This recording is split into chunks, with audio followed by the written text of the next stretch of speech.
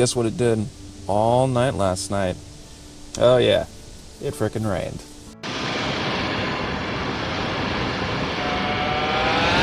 I was laying here and then all of a sudden I heard this gigantic explosion. I had no idea what it was. It sounded like something like TNT had gone off and blown up or something, and then I heard another explosion and cheering, and I found out they were firing off fireworks on the other side of the lake at like 10 o'clock on a Wednesday night.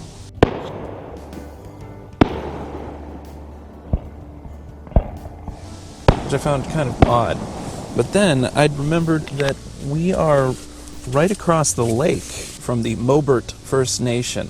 So it's like it's a native reservation that's right across the lake from us. I thought I also heard a powwow at some point in the afternoon, so I believe they were probably celebrating the solstice, because I don't know of many reasons they would fire off actually very serious fireworks at like 10 o'clock. They're honking their horns, everything. As it turns out, June 21st is the celebration of National Indigenous Peoples Day in Canada.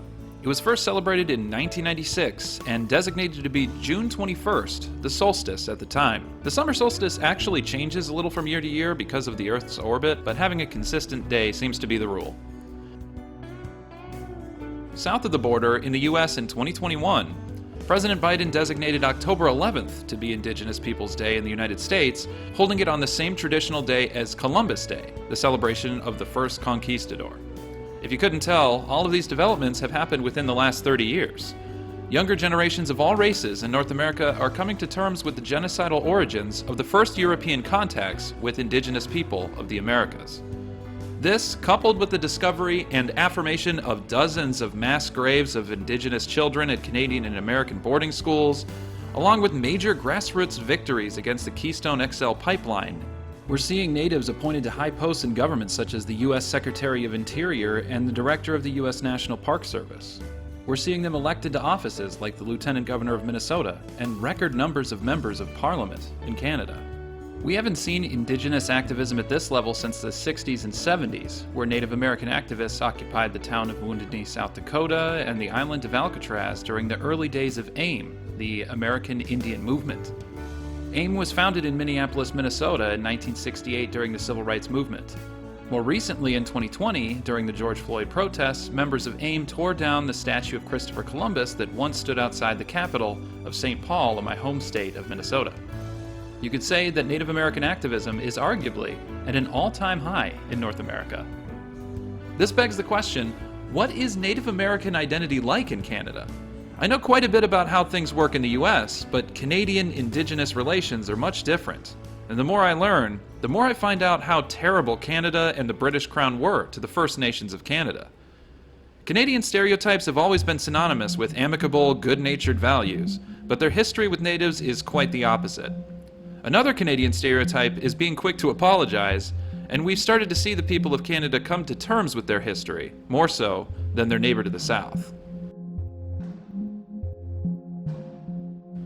So let's start with Native American recognition by federal government. How is that different in Canada than it is in the United States?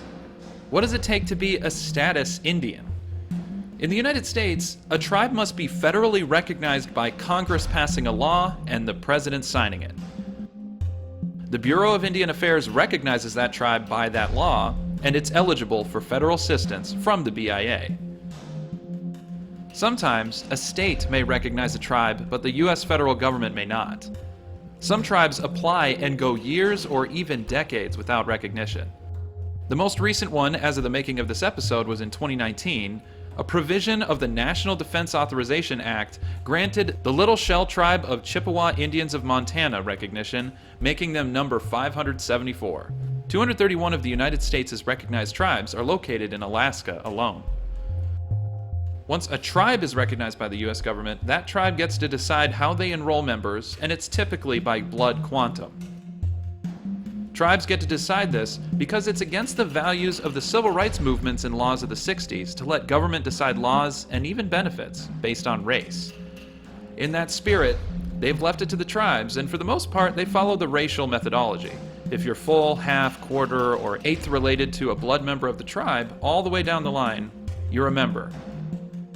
If you belong to a tribe by the tribe's metric, and that tribe is federally recognized, you are eligible for federal benefits such as scholarships, stipend payments, rights to lands, and other things.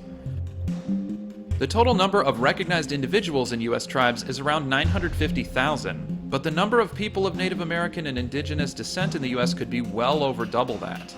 The 2020 census had 9.7 million Americans self-identify as having Native American ancestry, which is 2.9% of the population.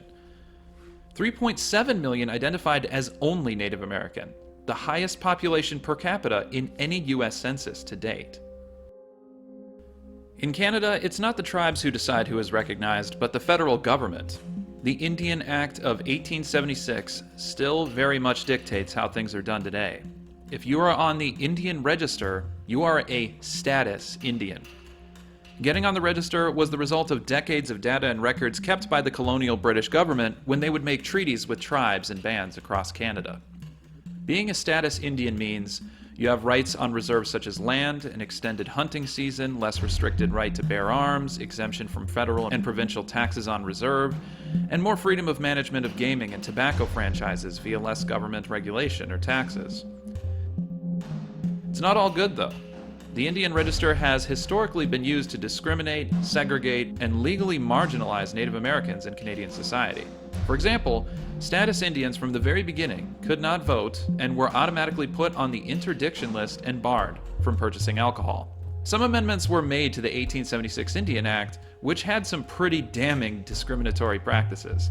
Status Indians were barred from selling their crops to keep them from competing with white farmers.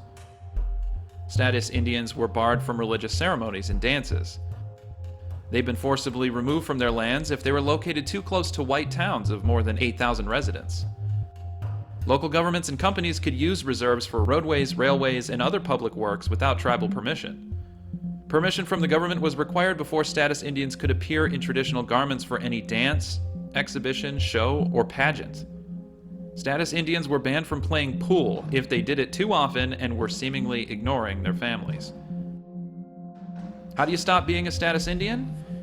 It's through a process called enfranchisement. The Indian Act of 1876 was built to push status Indians to enfranchisement. It was supposed to incentivize First Nation peoples of Canada to join civilization and gain Canadian citizenship. You could lose your status if you got a university degree, served in the military, became a clergyman, became a lawyer, and status only worked patrilinearly, which was blatantly sexist. So we're going to run through some family scenarios where people may gain or lose Indian status. It's all centered around the status of the male head of the household, which goes against the traditions of many First Nations where your tribe is determined by who your mother or who your wife is. Red folks are people with Indian status, and orange folks are without. Here we go. If you were a woman with Indian status, and you married anyone who didn't, regardless of race, you would lose your status and become enfranchised. Regardless of your race, if you were a woman who married a status Indian, you would gain Indian status. If you had a father or husband who becomes enfranchised, you would also lose your status and become enfranchised. Being born out of wedlock to a mother with status and a father without means you would have no status. Women who divorced their non-status Indian husbands could also not regain their status. In 1985, the process of enfranchisement was removed from Canadian law. Many benefits of being a status Indian still remain, however. All status Indians can vote as Canadian citizens, and they now have the same civil rights as other Canadians.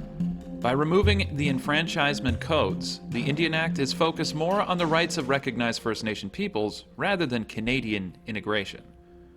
To become a status Indian now, you must apply with the Canadian government's Indian Registrar by submitting proof of your blood family's Indian status. Because gathering these documents may be a challenge or impossible, there are thousands of Canadians of Native American descent that may never gain Indian status. This goes for Natives in the U.S. as well. Federal recognition may be impossible for millions of Native Americans across North America. Native American identity, both government recognized and not, is on the rise in public consciousness recently, and I personally hope it continues to trend this way. In terms of raw hours, I've put weeks of my life and hours of content onto this channel, Two Wheels, One Compass, to bring Native American conflicts to light. Season 2 of this channel is on the Dakota War in Minnesota, and I have several episodes on wars between the United States and natives that are some of the highest ranked videos on those conflicts in all of YouTube. I was approached by a university to have some of my videos on those conflicts used in their real classes.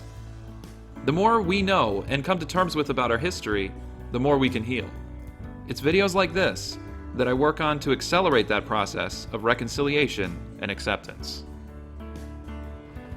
Riding onward through the Soggy Chronicles as I dodge more rain, I'm on my way to the city of White River, the birthplace of a legendary bear that led to one of the most famous children's fictional franchises of all time.